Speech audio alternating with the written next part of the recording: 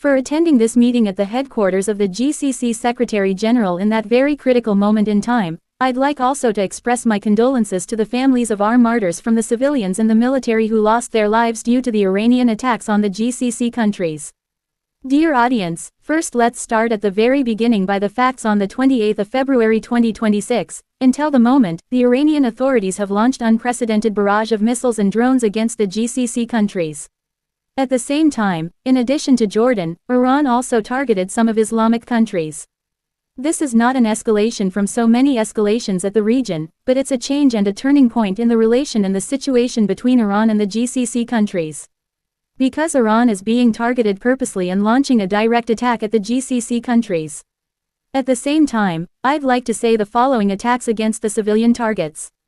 The Iranian attacks with missiles and drones led to the killing of civilians between the residents and the citizens. The latest of which is the Iranian attack against Abu Dhabi, which led to so many deaths and wounded people. In addition to that, other attacks on other GCC countries have led to big damage in the infrastructure, energy facilities, water, sanitation, hotels, government establishments, ambassadors and airports and residential areas, and the spaces were closed in some GCC countries after 25 days of the Iranian aggression. The result of the attacks, more than 5,000 missiles and drones launched against the GCC countries. Most of them have been intercepted, but some of them have hit the civilian establishment and led to the killing of some people and the damage in the properties. The percentage of the Iranian missiles were 85% of the total amount of missiles launched during the war. The defense systems in the GCC countries have done greatly in intercepting these attacks with all professionalism, which has limited the volume of damage. But this is an aggression against the GCC countries by Iran. The international navigation has been also hunt, and the GCC countries are the economic lung of the world. Because the GCC produces 16 billion barrels of crude oil, which means 2022% of the total world production. GCC countries export 27% to the world, which means 11.5 billion barrels a day.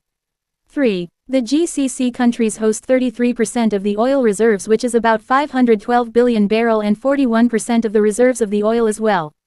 And GCC countries produce 442 billion liters of gas, which is a great percentage of world production. This means that the GCC countries are very important to the world economy, and any disruption will reflect immediately on the security of the energy globally and will hit the global around the world. This stability of oil production and exploitation from this part is not a luxurious thing. It's a necessity for the international markets. What's being done by the Iranian and again in the GCC countries have overcome all the red lines. They closed the Strait of Hormuz and imposed fees for passing through the Strait of Hormuz, which is an aggression and violation of the United Nations Agreement on Seas Law. Also, some vessels have been kidnapped or attacked in the African Horn or the Red Sea by the affiliated groups in the region. The international world must listen to this carefully, and the Iranian officials must understand this, because this is an international obligation and responsibility. Stopping the navigation not against the GCC countries only, but it's against all and so many countries that are now suffering from a shortage of their needs of oil and gas. The naval corridors are there within and operating within certain international agreement. No one has the right to stop them from operating, and no one can work as a traffic officer in these parts of the world. The GCC countries got surprised by the American-Israeli attacks on Iran. And the GCC countries have said clearly that they will never take part in any military operation, will never allow the territories to be used for any attacks against Iran, will never be part of a war against Iran. And the Iranians have been informed officially. But this situation hasn't stopped Iran from attacking the GCC countries. The GCC countries are defending themselves according to the situation. They have never replied or retaliated so as not to expand the conflict in the region. Hopefully that Iran will stop these attacks. Everyone knows that the GCC countries have worked throughout the last years to de-escalate the situation in the region with all professionalism and transparency. The GCC countries since its establishment were part of stability. GCC countries are playing positive role in positive relationships between the neighbors and the partners. They are also mediators in so many conflicts, and they have been trusted by their partners, and they are oil producers and oil exporters. Here I'd like to say that the GCC countries, when Iran has been attacked by Israel in Union last year, GCC countries held a meeting, an exceptional ministerial meeting. And the GCC countries have expressed the denunciation of the Israeli attacks against the Iranian sovereignty. And we called for diplomacy to sort out problems and to avoid hitting the establishment because this is a real threat to the security and the comprehensive guarantees of the International Atomic Energy and the violation to the international law. The human international law that prevent attacking the nuclear facilities. I'd like to tell you also some examples that prove the goodwill of the GCC countries towards Iran. First, the message sent by the GCC leaders to the Iranian president in 2016 regarding the development of the GCC countries with Iran and to develop the GCC countries with Iran. Then the resumption of diplomatic relations between the Kingdom of Saudi Arabia and Iran through the Chinese mediation in Peking in 2023. A matter that is supported by the GCC countries being a step towards regional stability. Also the diplomatic rule of the Sultanate of Oman that hosted in Muscat talks in order to facilitate the dialogue channels between the sides of Iran and America. And this step was supported by the GCC countries and the international community. Also the meeting of the GCC foreign ministers with the Iranian foreign minister held in Doha and during which messages were clearly sent about security and stability in the region. And the meeting confirmed the wish of the GCC countries to have normal relations with Iran and to tackle all the problems with all transparency, including the nuclear program of Iran and the Iranian and the Emirati-occupied 3 islands. We expressed our desires to have normal relations based on mutual respect. 2. Non-intervention in the domestic front. 3. The real wish to cooperate in so many domains, economic and commercial. The discussion about real chances to boost the Gulf-Iranian relationship. We were clear in these meetings and we were clear during our meetings with the Iranian officials. We have behaved in a rational way, the way that every partner wants to behave. And despite that we were attacked by the Iranian missiles. This is enough to say that all claims of Iran were false. The legal international framework of the GCC countries is like this. The GCC countries have built the situations based on a legal framework that is very clear. The attacks of Iran is a violation of the second item, 4th paragraph of the United Nations Charter. That prevents the usage of force or the threat of the usage of force against the peaceful of other countries.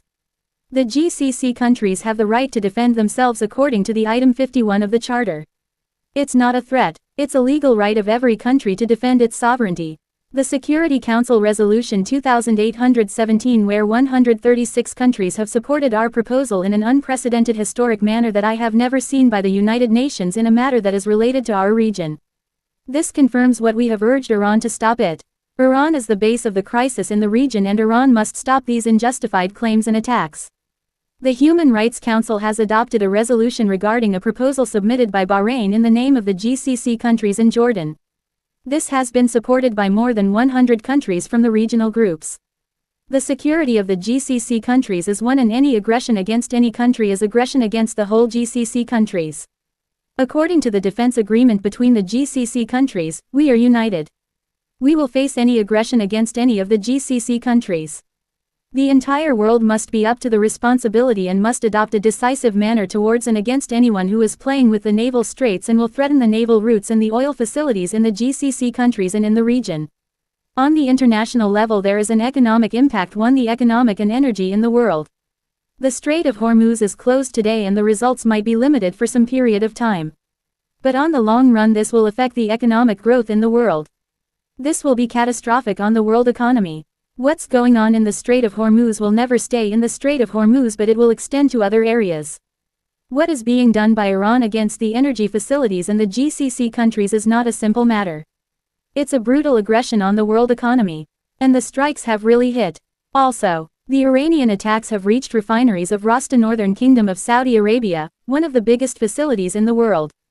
And in our college field of Shave in Rab al-Khali refinery, Cyprus Yamba Airport and refinery in south of Riyadh. The strikes hit Ras Laffan Industrial City in Qatar, the biggest source and center of LNG and Al Masaid complex for petrochemicals. 12.8% have stopped for probably a period from 3 to 5 years and losses that grows up to $20 billion every year. The attacks of Iran has reached Habshan, the Emirates and refinery of Ruiz as well. In Kuwait, the refinery of Al Ahmadi Airport, one of the most important refineries in the world, has been hit.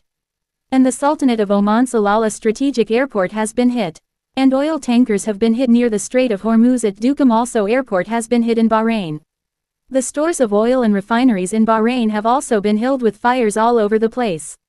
This systematic escalation has affected the international economy immediately. The prices have risen and the costs of transportation have risen. And the Strait of Hormuz was almost closed, which affects the navigation. The chains are also affected. This is an international joint responsibility. What is representing a threat today will grow up in the future, and the chains must be protected, and this will be part of a bigger damage that will hit the digital economy. This is an international responsibility. The message of the GCC countries want only diplomatic solution. This is our main goal, our main aim. We need to see a path of dialogue that can lead to these attacks to be stopped according to lasting security preparations. The international law allows all the rights to use whatsoever available for the countries according to the United Nations Charter and to defend themselves. There are so many items on articles and charter that allow the countries to do whatever it takes in order to defend themselves. We are considering these options, but we confirm and assess that the diplomatic political path is the best. Our main message to our partners in the world sent an international message, a unified message to Iran to stop immediately and unconditionally their attacks against the GCC countries. Our aim was not to destroy Iran at all. Our aim is to reach a good relationship between us and Iran based on the mutual respect nonetheless in the domestic affairs of every country. I'd like to give you an example here in this connect. The smallest three countries when it comes to the GCC are the Kingdom of Bahrain, the State of Qatar and the State of Kuwait.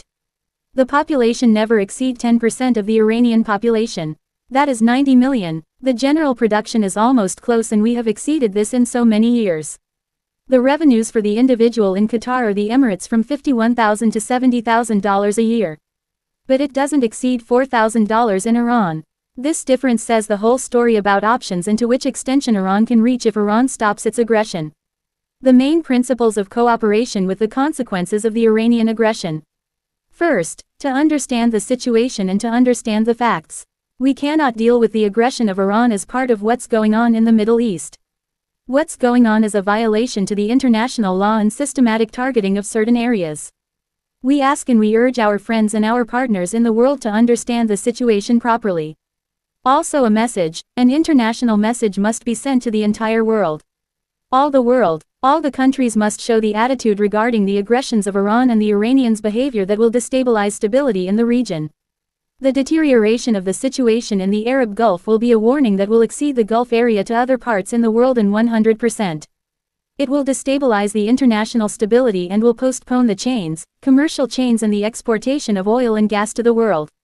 We need to be partners in the world to draw and to confirm the necessity of having the GCC countries as part of any agreement to sort out this problem or this crisis in order to provide these countries with safe and stability clearly and loudly. Let's say any preparations, any agreements that aim at changing the map of the Middle East after this crisis is categorically rejected.